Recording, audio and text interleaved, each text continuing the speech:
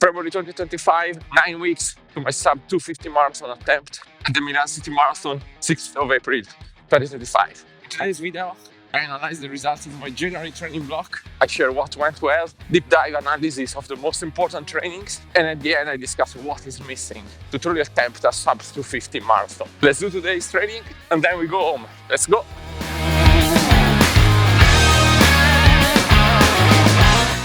I'm Fabio, and this is the Running Engineer channel, where I share my journey to the sub 250 marathon attempt, all my trainings, full details, full transparency, and how I train every day while working a full-time job as an engineer and with a family with two small kids. Everything, of course, analyzed with a data-driven and engineering approach.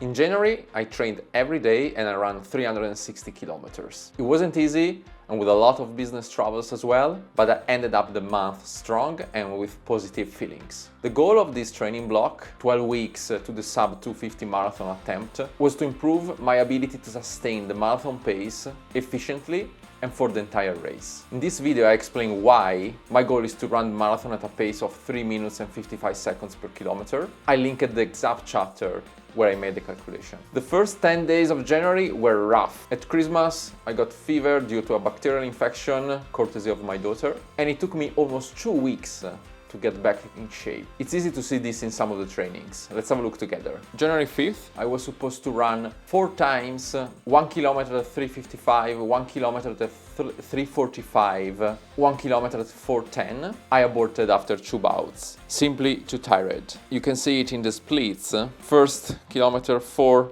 minutes, then 3:50, 4:14, 4, 3:47, 4:29 and then 4:09, and I aborted that. I was simply too tired. January 7th, again, easy run, 12 kilometers, but BPMs higher than usual, 151 BPMs per minute at almost 5 minutes per kilometer pace. It was not normal. I mean, it's much higher than the average heart rate that I had in zone 2 training before getting sick. January 8th, another example.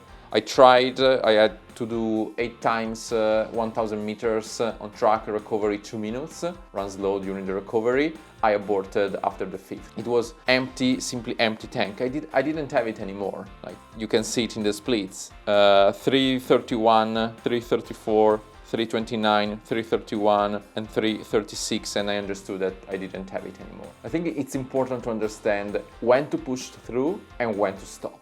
When you are in the recovery phase after a sickness or an injury, it's better to stay on the safe side. I could have pushed more, but with the risk of overloading my body and not being able to fully recover, or even worse, get injured. In these cases, be patient and trust the process. And this is what I did, and it paid off. On the 12th of January, I came back strong. Long run, 10 kilometers, marathon pace 32 kilometers total, average pace 4:24, but it was divided into many bouts. A mix of long run and marathon pace, again to help my body to adapt and to run efficiently at marathon pace. Very good heart rate, both in 153 beats per minute. That was great.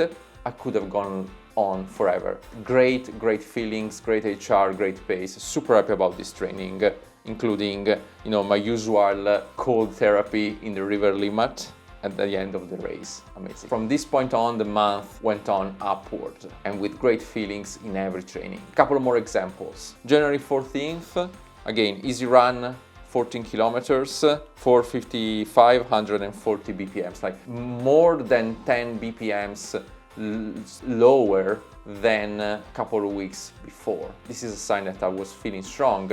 If you take into account also that this came 48 hours after the 32 kilometers very intense training. So really good and positive signals there. January 15th, again, a complex workout, 5 times 2 kilometers at 3:45 minutes per kilometer, 1 kilometer recovery at 4:40. Great feelings, in control, full control, all the reps, HR under control, happy about that. Then I got the first travel to Berlin, just an easy run in Tiergarten to recover.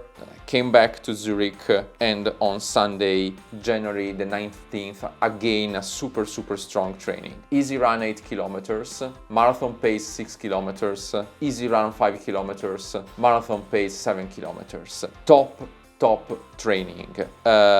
if you look at the pace HR, 4:37 at 4 pace for the first bout at 146 beats per minute.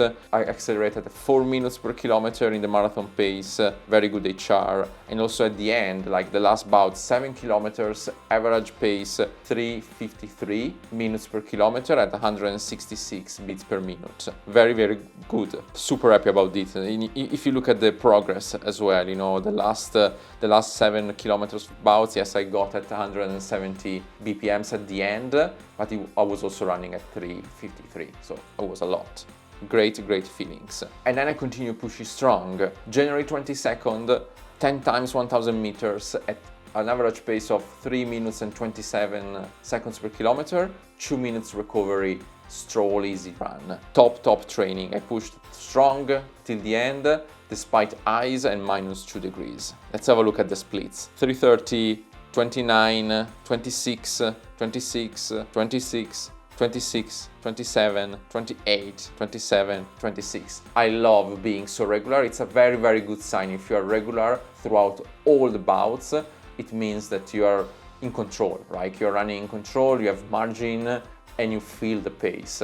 And again, I was feeling great. I mean, it was intense, yes, of course, but I felt in control all the bouts. January 24th, a good progression run, easy run 5 kilometers and then progress 4 kilometers, 3 kilometers, 2 kilometers, 1 kilometers, accelerating at about 10 seconds per kilometer pace for each bout.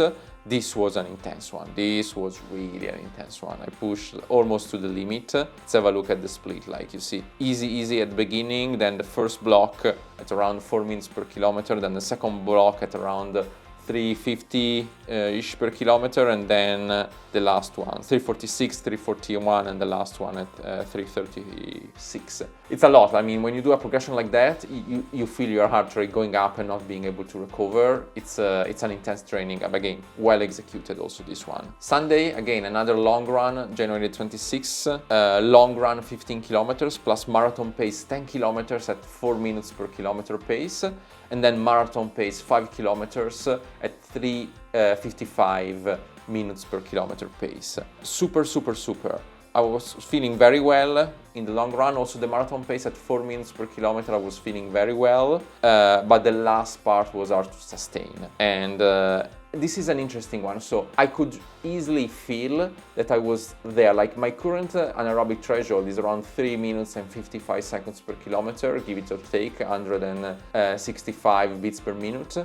I was, the moment I changed from the second bout at 4 minutes per kilometer to the third bout at 3 minutes and 55, my body changed. I could feel that I was running above my anaerobic threshold, LT2, and the dynamic was different. My breath was more intense, my legs were working in a different way. I could even almost feel like the lactate going through my blood. It was a different feeling, and I think it's important. So this is the tricky part. I'm really working on that specific pace, and I'm trying to push that pace a bit further so I can run a marathon at 3:55 minutes per kilometer pace in zone 3. Today, if I go up to that pace, I'm in zone 4. And in zone 4, for me, is not sustainable for an entire marathon. This is what I'm working on, and this is what I need to improve as well, even more, if I want, again, to run a sub 250 marathon and being confident about executing. After this great Sunday, international business travel to Austin, Texas, I was able to train. I train every day, even when I travel. I hit the gym the first day just to adapt to the new time zone. Wow, and by the way, huge gym in the US. I wasn't expecting, it was my first time in a US gym. Gigantic, incredible. I was able to do some fartlek despite running almost in the dark, and then I had to do an intense training on Friday. I anticipated that to Thursday in order to avoid to run after the flight back to Zurich, but it was pouring rain and it was a storm in Austin, so I had to do it on the treadmill, which is something I hate. I run on the treadmill probably once per year, twice per year, only if the weather conditions are extreme.